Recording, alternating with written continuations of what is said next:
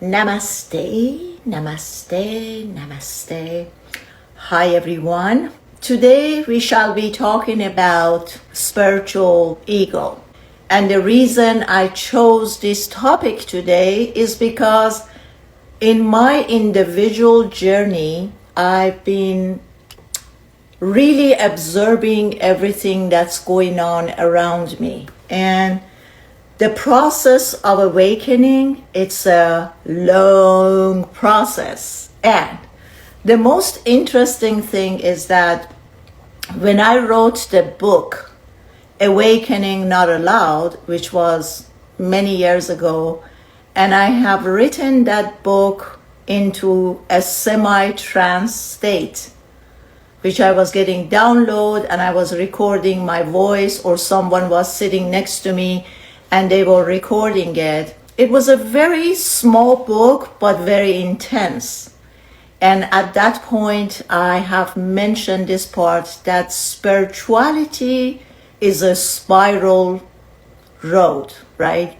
So when I, at some point, come to this understanding that I have awakened, it doesn't mean that awakening or the state of awakening or ecstasy and enlightenment is consistent and is forever. So the path is one day or maybe a week, I feel that I am so awake, I am so enlightened, I can totally see my ego. The ego is very clear, every step that the ego takes. And at that point, I shouldn't be under assumption that this is a permanent state. The confusion is that once you feel that you have been awakened, then you move to the other state, that you go back to sleep. You get confused, like these are two different words. Well, what was that word? And once I have tasted the word or state of awakening, the ego, which is taking me away or pulling me away from that awakened state, will also give me the urging that I want that state. So the other way that ego plays this trick is a multiple way of ego trip. That the ego is telling me, oh, did you see how great it was when you were enlightened and you were one with the universe and everything, and now you don't have that. So let's look for that. Let's push to get back there. Are you guys with me? Do you see that how the ego, this beautiful creature, that is also a part of divine, and is the one that the divine plays through the ego for me to see everything, right? So if you and I till now had a bad taste of ego in our mouth, I think we should clear that out.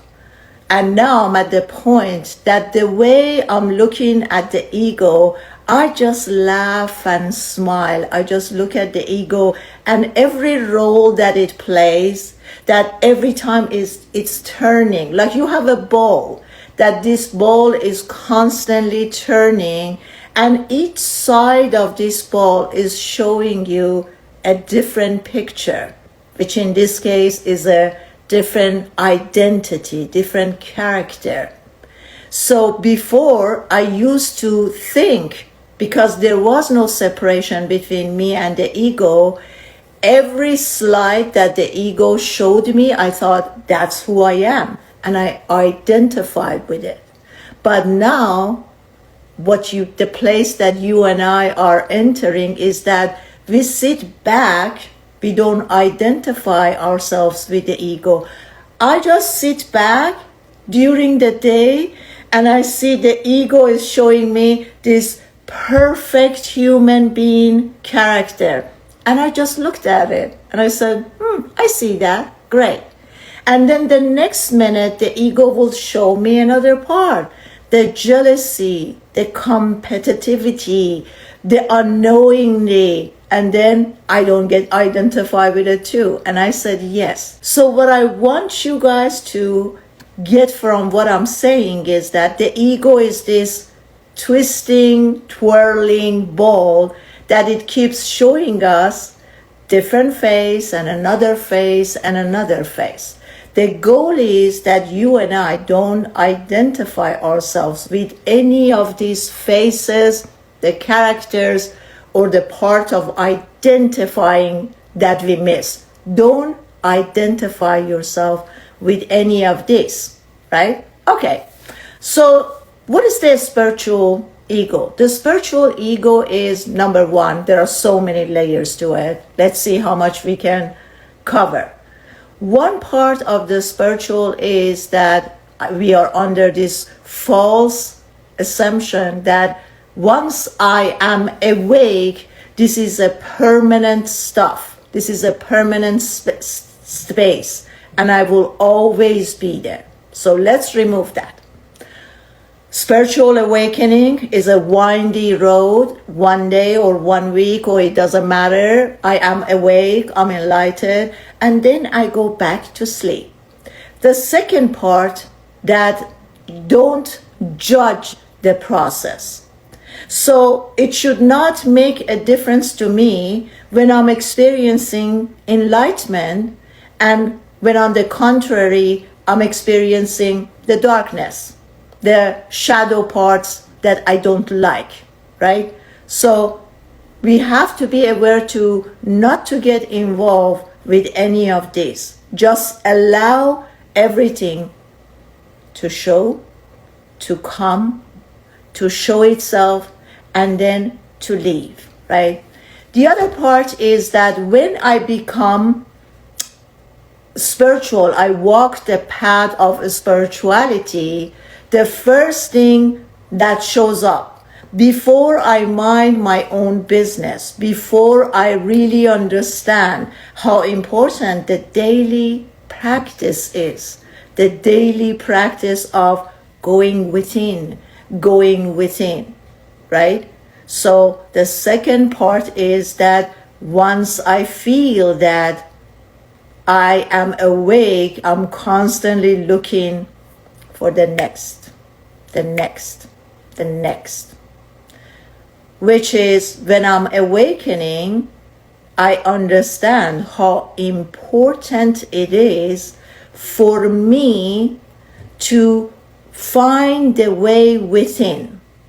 But what happens is the minute we think we're on a spiritual path, we want to start shouting and getting everyone else to become spiritual, right?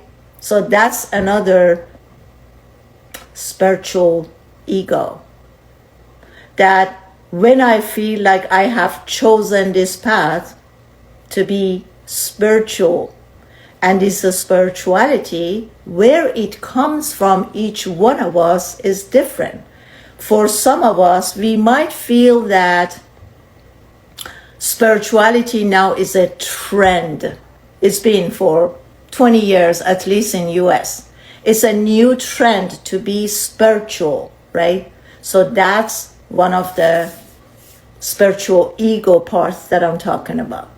And then when I choose this path of spirituality, before I concentrate on myself and then do the practice, go within, embrace the silent, be present at each moment, fully living life here at this moment, do the practice of thought cut silence, or seeing the ego, separating myself from the ego without any judgment, then I'm rushing out to tell everybody, you have to become spiritual. You have to be spiritual, right? And the other part of spiritual ego is then we start judging everyone else's path. So we are becoming that detective to check and see, are you awakened? Are you awakened or not? Why not? It's my responsibility to become a detective and see who is on a path which is my path, the path that I have chosen, and who is not.